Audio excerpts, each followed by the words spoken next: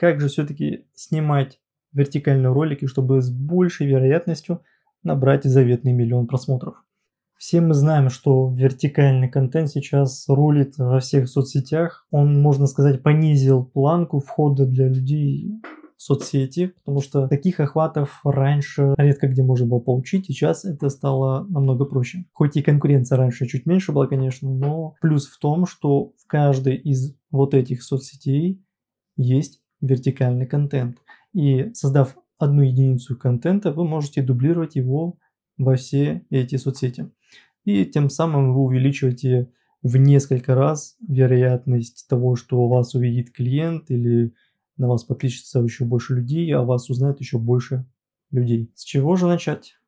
Естественно, со сценария, потому что импровизация, мало кому дается, в том числе и мне, хотя я сейчас по большей части импровизирую, потому что это мой первый, кстати, ролик горизонтально на этом канале. Поставь лайк, подпишись, поддержи меня, если хочешь узнать еще больше про видеосъемку и монтаж. Как правило, на 3 блока делится ролик. Условно назовем его начало, середина и конец. Что мы называем началом, да? Что в него входит?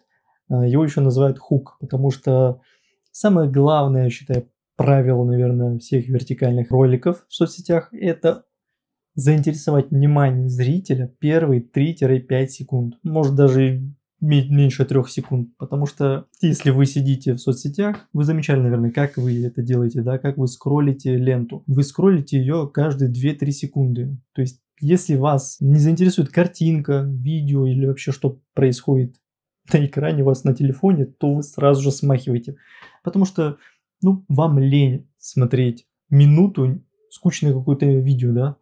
Никто не хочет тратить свое время просто смотреть какую-то нудятину. Поэтому очень важно донести смысл ролика, что-то провокационное сказать, что-то вызывающее.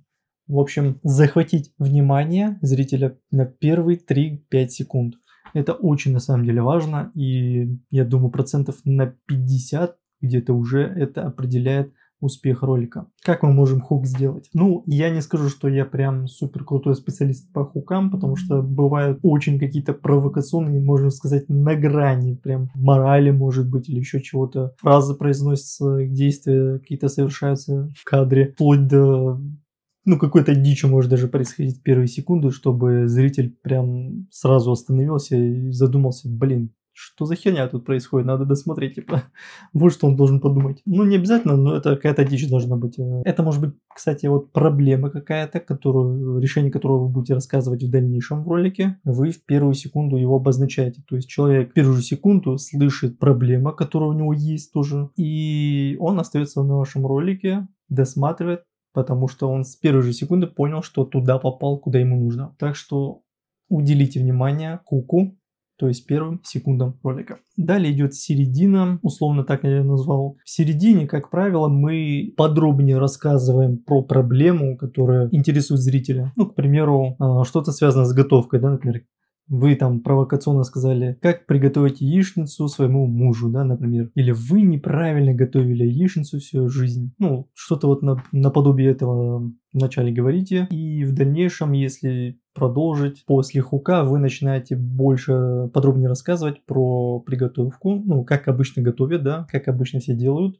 Как неправильно делается, скажем так. Вот вы там готовили вот так вот яичницу, разбили там, маслом облили, посолили. В общем, вы обозначаете эту проблему, ее раскрываете для зрителя, да, чтобы он углубился в вашу тему. И уже после этого идет концовка. Концовка — это и есть ответ на вопрос, который вы задали в начале ролика. Почему он прям в самом конце мы его относим? Потому что нам нужно, чтобы человек, если представить тайм-линию, как можно дольше смотрел ваш ролик, да, и получил он ответ на вопрос в самом конце ролика. И чем дольше это будет, тем лучше вообще для большинства алгоритмов разных соцсетей. Чем больше вот эта продолжительность, да, а сейчас, как правило, 3 минуты длится максимально вертикальные ролики. И вот чем больше секунд человек просмотрел ваш ролик, тем он будет продвигаться лучше.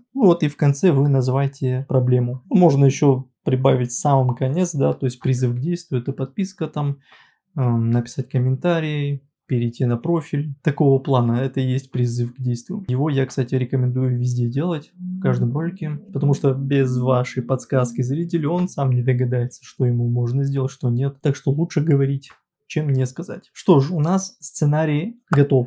Что дальше? Дальше идет, естественно, сам процесс съемки. Я сейчас снимаю на профессиональное оборудование. У меня есть камера, свет, микрофоны. И чтобы в технических моментах, вот я бы порекомендовал вам, если вы снимаете говорящую голову, то есть вот как я сейчас, например, вам что-то рассказываю, если у вас в ролике говорящая голова, то в первую очередь вам не камера должна вас интересовать, а звук. Позаботьтесь о микрофоне, потому что звук с микрофона камеры, да, это может быть телефон либо фотоаппарат, он всегда плохой. Хотя вот на айфонах он в принципе неплохой, но в любом случае, когда камера стоит на отдалении от человека, который разговаривает, в данном случае где-то метр от камеры, и даже вот 1 метр от человека разговаривающего, это уже плохой звук становится. Уже слышно эхо комнаты, лишние звуки слышны, и это неприемлемо, потому что когда человек смотрит ролик, ему важнее, запомните, звук, чем картинка. В первую очередь звук, поэтому приобретите хоть какой-нибудь микрофон, нежелательно, чтобы это за 500 рублей какой-то был там с Алиэкспресса, ну хотя бы 2-3 тысячи, какое-то более-менее приемлемое качество, чтобы он был. Либо вы можете, вот, например, вот такие вот DJI-овские купить.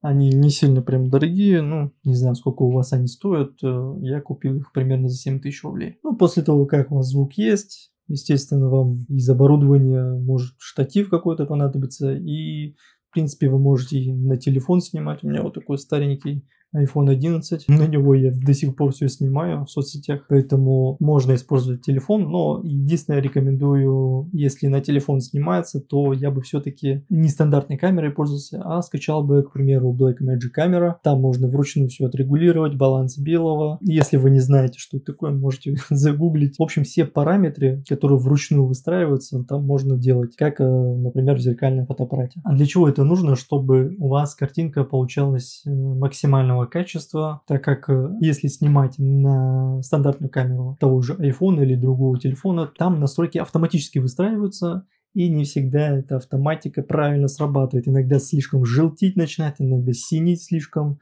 мерцать. То есть вы не контролируете картинку. В этом минус. Поэтому лучше установить это бесплатное приложение Blackmagic Camera. Либо если у вас уже есть какой-то фотоаппарат, то, естественно, лучше им снимать, потому что матрица выше, качество выше. Я сейчас не буду углубляться про технику, методы съемки, потому что это очень длинный ролик получится. Вы можете об этом посмотреть в других моих роликах на моем канале. И вторым после звука по важности идет не камера, как ни странно, а именно источник света ваш. Если у вас экспертный ролик, я думаю, что снимаю этот ролик по большей части для экспертных роликов, для людей, которые хотят рассказывать что-то своим зрителям, что-то доносить, чему-то учить их, то вам понадобится искусственный источник освещения. К примеру, у меня вот такой вот Godox с софтбоксом. Он дает довольно-таки мягкую картинку, классную. Вы можете использовать какой-то другой, но я рекомендую использовать какой-нибудь более или менее профессиональный свет с большим софтбоксом, потому что с помощью него вот картинка прям классная получается, на мой взгляд. Но если вы, у вас нету сейчас денег или у вас просто нету источника освещения, на крайняк можно встать возле окна днем и снимать так видео. То есть вы прям напротив окна становитесь, важно, чтобы солнце не било в окно, вы в теневой стороне находились. Тогда будет мягкий, заполняющий белый свет на вас. И, в принципе, неплохого качества тоже получится ролик. Ну и третьим пунктом уже наконец-таки идет сама камера. Вы можете на телефон снимать, либо на цифровую камеру. Я не буду углубляться сейчас. Мы собрали вроде бы весь комплект. Это звук, штатив, камера, свет. В принципе, все у нас есть. Все компоненты. Все это ставим.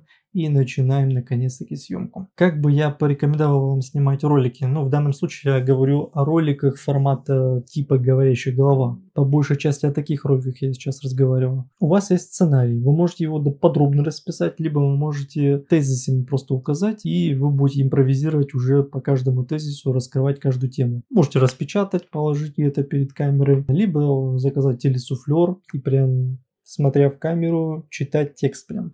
Ну, для тех, кто плохо с камерой работает, совсем плохо, да, тупить начинает, как только камера перед ним становится, то, конечно же, телесуфлер очень хорошая вещь, помогает быстро записать видео без тупников, без миллиона дублей. Просто записал и зачитывай. Так что новичкам, наверное, я бы порекомендовал его. Вроде бы все. Все ингредиенты готовы. Какого разрешения снимать видео? Я бы, конечно, рекомендовал в 4К снимать и сразу вертикально ставить камеру. Не надо обрезать ее. Сразу вертикально ставьте камеру. Так, точно так же телефон лучше сразу вертикально поставить и выставить 4К. Потому что лучше 4К сжать до Full HD, чем изначально Full HD снимать. На самом деле, если два таких ролика поставить друг с другом, то сразу видно, где разрешение выше и качество лучше. И их намного приятнее смотреть на самом деле. Их лучше досматривают, я бы сказал. Что ж, следующим пунктом идет это видеомонтаж.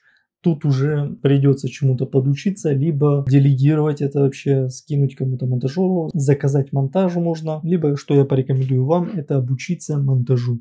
Это не настолько сложно, можно какой-то примитивный прям монтаж научиться делать, что на телефоне, что на компьютере. Тупо даже вырезать плохие неудачные дубли, склеить удачные, звук там чуть потянуть, картинку чуть-чуть поправить. Это можно за 5 минут просто сделать, и этому довольно быстро можно научиться.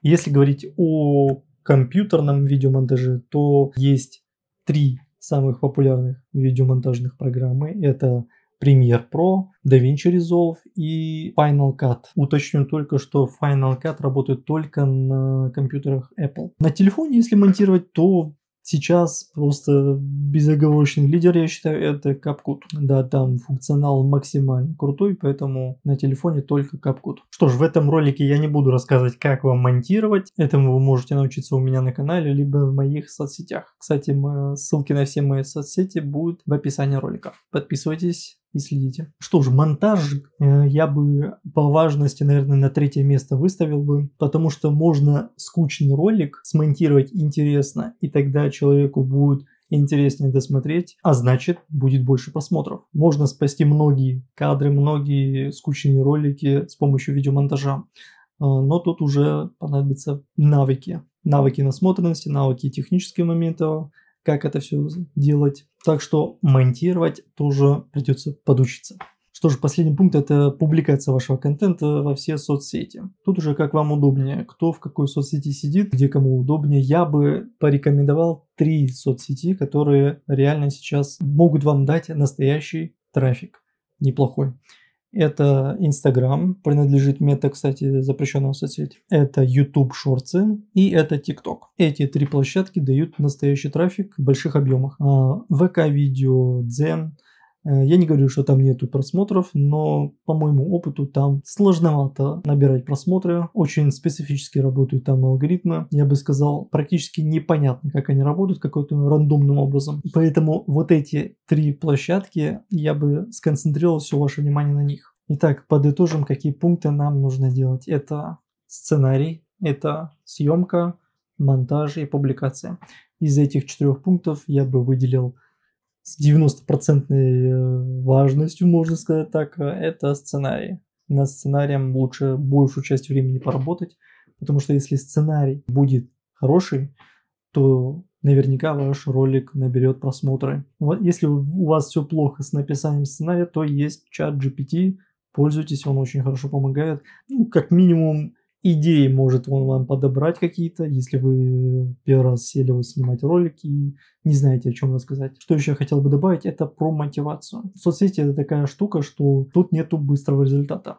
Вы должны изначально это знать, держать в голове, что вы не можете с одного ролика, ну, вероятность всегда есть, но вы, скорее всего, не наберете 1 000 000 просмотров с первого ролика. А вероятность это появится только сняв, скажем так, 50-200 роликов. Только после этого у вас сотни тысяч могут просмотров быть, а может и миллионы просмотров. Это статистически работает как-то. Чем больше вы снимаете, тем алгоритмы соцсетей начинают подхватывать ваши ролики и рекомендовать. Поэтому вам нужно сразу готовиться снимать много. Тут упор я бы сделал даже не на качество, а на количество. По крайней мере, первые, не знаю, 30-50 роликов, когда вы делаете, на количество делайте. Чем больше вы сделаете, тем лучше. В начале, по крайней мере. Понятное дело, с каждым разом вы должны улучшать качество, стараться за минимальное количество времени делать хорошо, чтобы определенный темп выдерживать. Ну, скажем, там в неделю хотя бы 3 ролика делать, это уже хорошо.